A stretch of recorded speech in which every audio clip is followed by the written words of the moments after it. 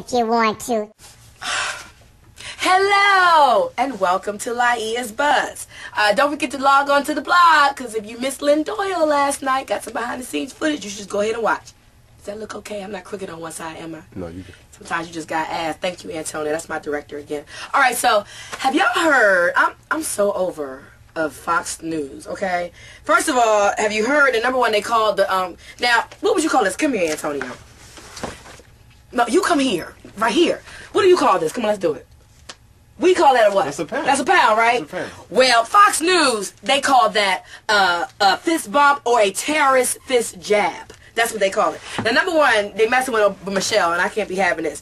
That's how they messed with her the first time. Now, yesterday they ran some Michelle Obama story, and underneath the caption it says, Obama's baby's mama. Now, some people are saying, well, she called Obama her baby daddy, so why can't the news call her the baby mama? Because you can't do what I do. See, that's the problem with the N-word, but we'll talk about that on another day. Anyway, another story I want to tell you guys about. Okay, so there's this story about Marcia Grant. You're like, who is that? She's a technical inspector for NASCAR, one of the few black women to work for the organization. This is her. She's a little dark, so I gotta get a little close. But black is beautiful, darker the berry, sweeter the juice. Child San Antonio. Now, she is suing NASCAR for $225 million. You ask why? She has some claims of racial and sexual discrimination. Now, they have a list of some of the things that Marcia has had to go through at NASCAR. Check this out. Number one. She was forced to work outside more often than the white male officials because her supervisors believed that she couldn't sunburn because she was black. Number two, while riding in the back seat of her carpool at the Talladega Sports Speedway, co-workers told her to duck as they passed race car fans. And they say, and I quote, "I don't want to start a riot when these fans see a black woman in my car." Number three, when packing up a dark garage at Texas Motor Speedway, an official told her, "Keep smiling and pop your eyes out because we can't see you." Number four, when she ignored advances from co-workers, Grant was accused of being gay. She also claimed co-workers questioned the sexual orientation of two other female officials. And the last one, and probably not really the last one, but all they could fit on the page was, one official asked Grant, "Does your workout include an urban obstacle course with a flat-screen TV on your back?" Let's go to something good. So, MC Lyte. I want to big up MC Lyte because if you didn't know, MC Lyte is actually on the Grammy committee, and she's got a fight for her because she's trying to fight to get the female rap category back. If y'all didn't know, notice it left in 2003, and she wants to get it back for 2009. Now, my only question to Lyte is, can we find 4 worthy candidates in a nomination category for females? I don't know. But I like this other case that she has come up with too. She also has taken on the cause of the legal system because she says that she believes female MCs are treated differently than male MCs when it comes to legal situations. And for instance, she talked about Foxy Brown, Lil' Kim, and T.I.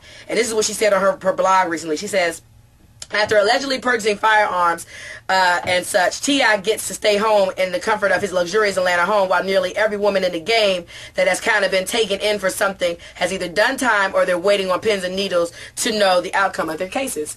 She got a little bit of a point, but I wonder, do we equate the T.I., Lil' Kim, Foxy, Remy thing to female or gender, or is it about New York and Atlanta? Just something to think about. Speaking of the down south, Snoop has made an announcement. That's where he's going. No, not on his wife. I'm just joking. Okay, that was nasty. No, actually, he says he wants to do a country music album. He went to the Country Music Awards like last month. Remember, y'all? And now he said, and I love this quote. He says, "I've been smoking green grass for so long that I wanted to do a bluegrass album." So we'll see. He actually, on his last album, he got a song that he did with my boy, Jump Around, Jump Everlast. And it's like a country song, so you should check that out. Now, I know you don't know who this dude is, but this is Madonna's brother, right? Okay.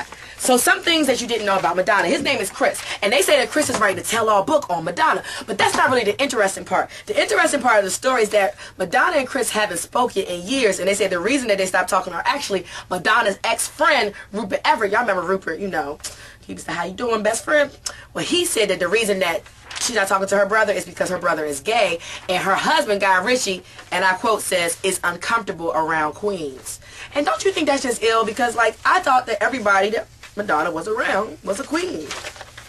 Dennis Rodman, or dancers. I don't know. All right, so let me tell you the story about how Entourage is going to be really banging if Jeremy Piven gets his wish. Jeremy Piven was on a private Planet Hollywood jet coming from Las Vegas not too long ago, and he was sitting beside an R&B singer, and he saw this R&B singer, and he was like, yo, you should come on Entourage. And she was like, you know what? That's a pretty good idea. And then what happened was they said that somebody saw him getting off the plane and making a call to producers. Now you're like, Laiya, who is the singer? Whitney Houston.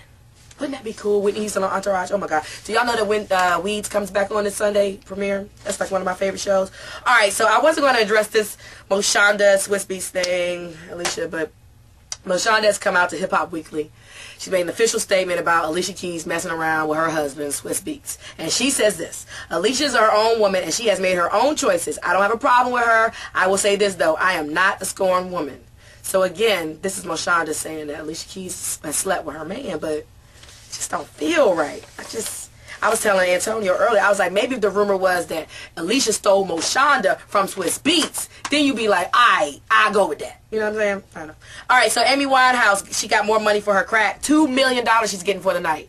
She is doing a private show for a Russian oligarch. Oligarch. Okay, I don't know what that is either, but he is worth $25 billion. And he's paying Amy $2 million to perform tonight, celebrating the launch of his girlfriend's art gallery.